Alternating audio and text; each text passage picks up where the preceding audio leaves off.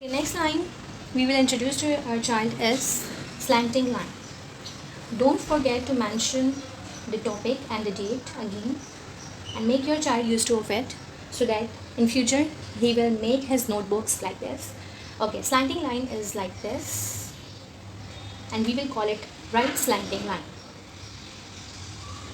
Right slanting line.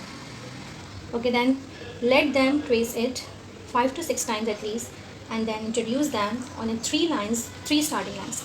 Make sure you don't use the 4th line because in English copy this line is useless. Okay, this will be used for the small letters.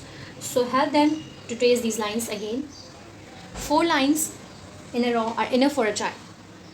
Then tell them where to start and how to end. Let them practice these lines at least 3 to 4 times until they become expert in these.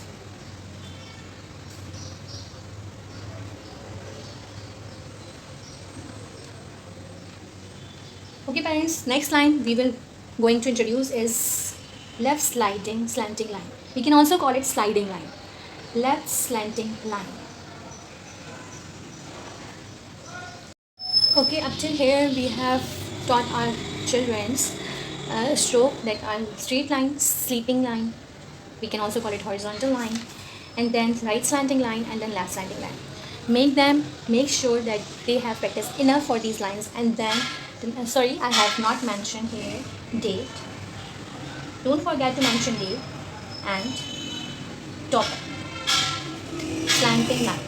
Okay, next we have to merge all these lines and then we have to get them like this: straight line, straight lines, sleeping line, right slanting line, and left slanting line, and give them dots so that they know where to start and where to end.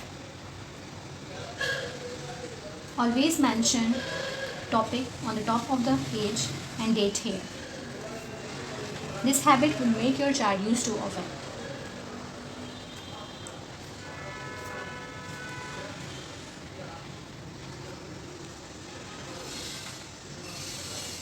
Make your notebooks neat and clean and make sure there is no folding